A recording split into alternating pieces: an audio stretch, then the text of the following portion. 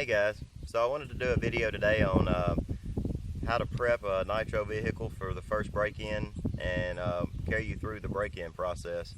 Today I'm out here with my T-Maxx 3.3. It has the standard Traxxas 3.3 TRX 3.3 engine in it, and wanted to show you guys what I do when I get a new vehicle to prep it for break-in, and then show you how I break it in.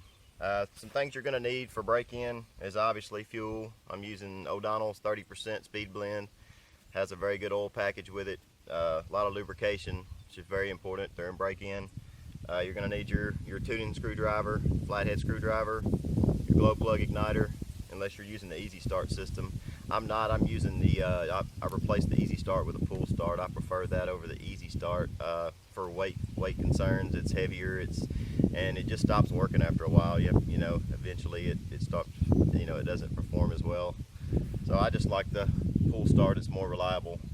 And then of course your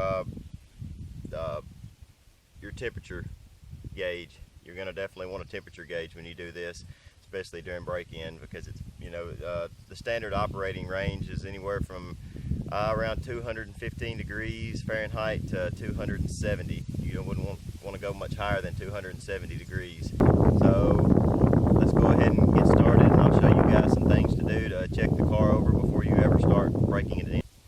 Okay, so one of the biggest things I think a lot of people don't check and look over, and some of the problems that people have, is one of the things you want to definitely check over is your fuel door. In the top, you have this O-ring that goes around the neck of the fuel tank right here, and you have the O-ring right here. You have a screw in the center of it that actually has a disc that compresses that O-ring. It smashes it down. Well, when you turn the screw in clockwise, it makes the O-ring expand, therefore sealing off around the neck of your fuel tank.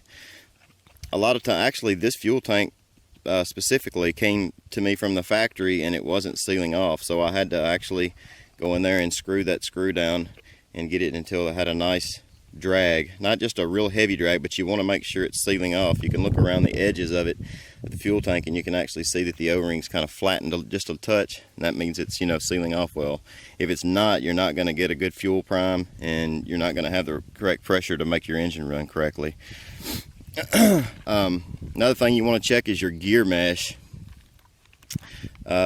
I have had vehicles come in set incorrectly before. You want to make sure that if you put your finger on this little clutch bell and you rock your spur back and forth, you want to make sure that it's, you know, that it's got the correct gear mesh, just a slight bit of movement.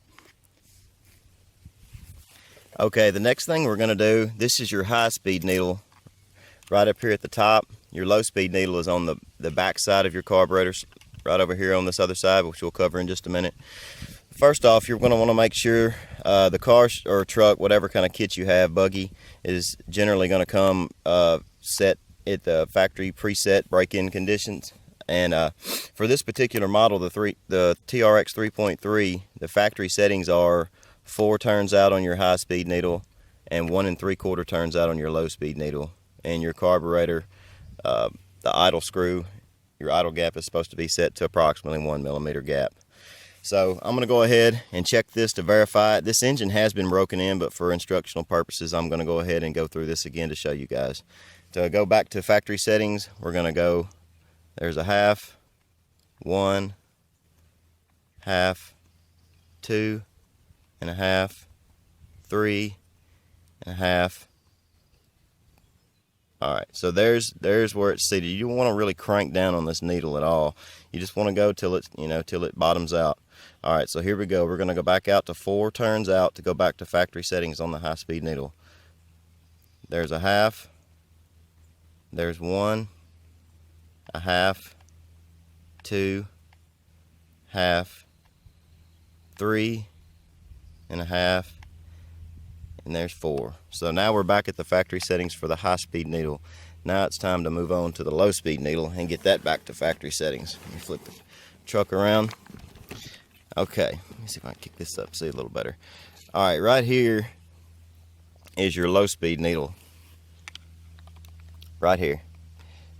Now the factory settings for this is going to be 1 3/4 turns out, and also you have they say or flush with the side of the carburetor slide, it's not talking about this outside ring. There's another little inside ring on the carburetor, the throttle linkage there, the throttle arm. What you want to do, same thing, is run it back in all the way till it bottoms out, just slightly bottoms out, and then we're gonna back it out 1 3/4 turns. So there's,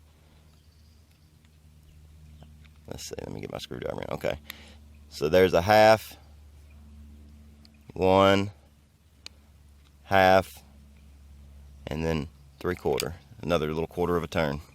So now we are at the factory settings to break in this engine. Okay, now that we have the engine broken in, we've checked our fuel tank, make sure we got a fresh glow plug in there, make sure it's fueled up. So we'll go ahead and fuel it up real quick.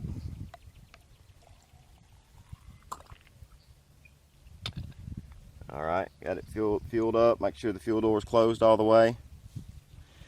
Another thing I forgot to mention earlier that you might want to check is definitely check your motor mount screws. The screws on the bottom.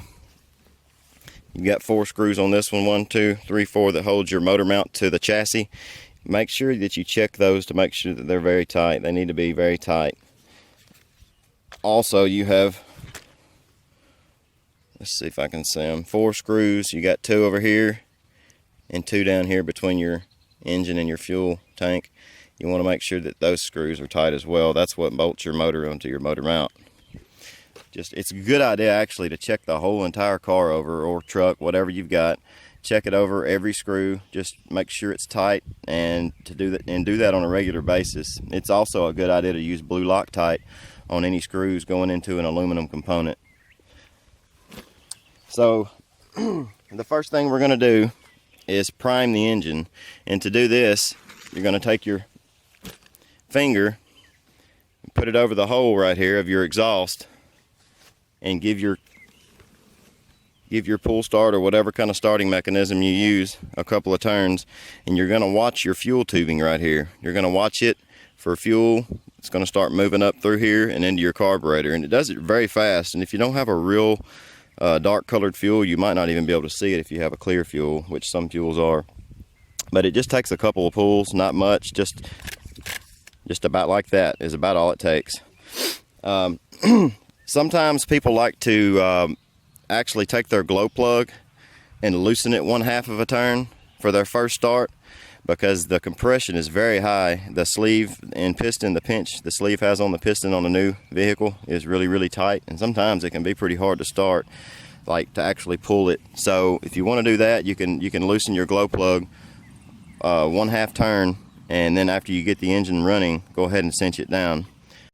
Okay guys, so let's get ready to break this thing in. First thing we want to do is turn our remote on, turn our kit on, and then we're going to check the steering to make sure our steering is working correctly. That's working correctly. Check our throttle and brake, working good. Okay, so the spots you want to choose for your break-in, you can use a grassy area, or you can use flat, hard surface, concrete, asphalt, whatever. I'm just going to do it out here in my front yard. It's a smooth. You want to try to get a spot that's relatively flat, and basically that's it. So what we're going to do on the first tank is, the first tank is going to be with the body off, 1/4 throttle. Up to a 1/4 throttle, hold it for 2 seconds, or accelerate over 2 seconds, and then let off and brake. And then proceed to just continue to do that through your whole first fuel tank. So I'll demonstrate the first time a couple of passes and take you through each tank break-in process.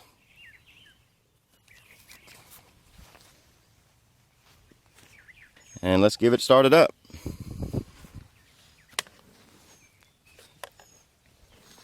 Put your glow igniter on, give it just a second to heat up.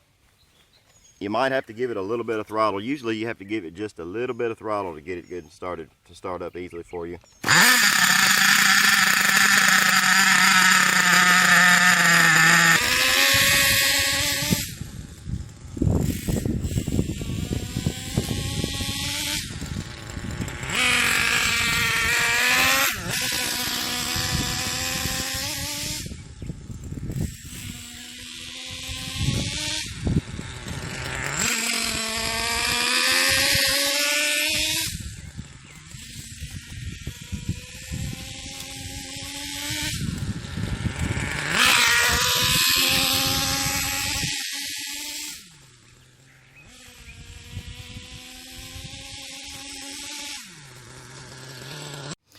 Okay, for the second tank, we're going to go with the body on the truck. Probably can't get this to focus in. Yeah, there we go. Tank 1, we did the quarter throttle, accelerating over 2 seconds. Let the truck cool for 15 minutes. The tank 2, we're going to go half throttle, accelerating over 2 seconds with the body on it. Then after that, we're going to go the third tank, half throttle, accelerating over 3 seconds with the body on. And then at that point, you might have to reduce your idle, if necessary. The fourth tank, we're going to go full throttle over 3 seconds, and don't allow it to shift into high gear. Your transmission has a little spot on the top. It's got a little black rubber cover, and you want to pull that back. That's what I do. I usually pull it back and set it to shift later, which you'd either turn it counterclockwise. It says on top of the transmission which way does what, but you might want to set it to shift later when you get to the fourth tank there, so it doesn't shift into second gear on accident, because sometimes it's set to shift pretty early coming from the factory. On your fifth tank, we're going to go the full throttle, accelerating over 5 seconds, and then hold when you're at full throttle. You want to hold it for 2 seconds as well, and then that will complete the break-in. So let's go ahead and run through the second tank now and show you guys what that looks like. Also, one thing I forgot to mention, definitely use this and monitor your temps while you're breaking in. It's very critical that you get your engine up to at least 215 to 230 degrees to properly wear it. Your sleeve expands when it gets hot, and your piston does as well. Everything metal expands when it gets hot, so you want to get it up to recommended 215 to 230 degrees Fahrenheit and keep it there while you're doing this break-in process. But they do specifically say do not lean your truck out to achieve a higher temp. You want to use something like wrap a sock or something like that around your cooling fins if you're doing it during cold weather periods to achieve a higher temperature, but don't lean it out to do that, because you're cutting your engine lubrication down. So when you take your temperature, you're going to want to take it at the top. Let's see if I can get a better shot.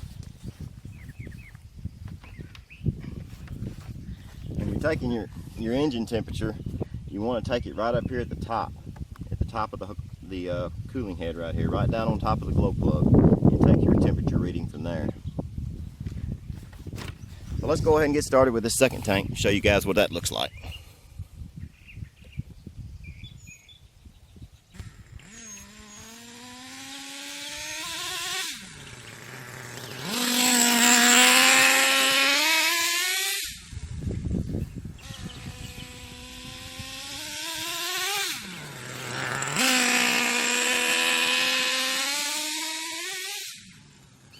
While you're doing this, you want to make sure that there's a good thick trail of smoke coming from your vehicle. That means it's getting proper lubrication. See how it's got that thick blue smoke? That's what you want to look for to make sure you've got that coming out as you're breaking it in. Accelerating to half throttle over a 2-second period, turning around and coming back, and keep doing that through your entire second tank with your body on. What this is doing, and it's breaking in your clutch, your transmission, your gearing, your differentials, even your brake. Everything is breaking in at the same time. That's why they want you to do this start-stop procedure.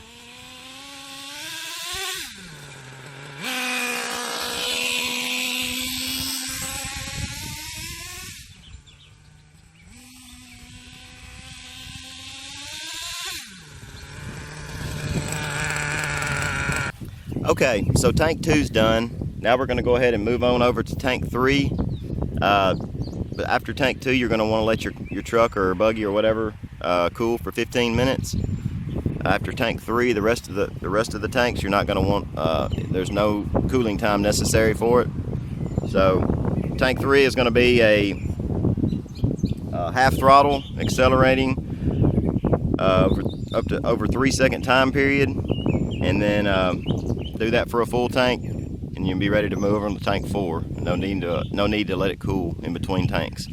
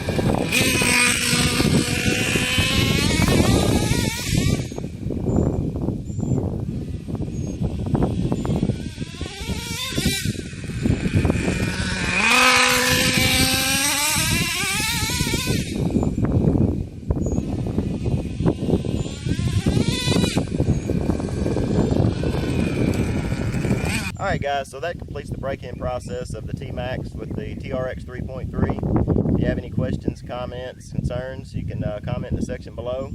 Please like and subscribe for more of my videos. If you haven't checked out any of my other videos, be sure to do that. Got all kinds of how-tos, reviews. Like to do honest reviews of vehicles that I've owned, and you know, give an honest review of it after I've had it for a while and know the good and bad about it. So thank you guys for watching. Have a great day.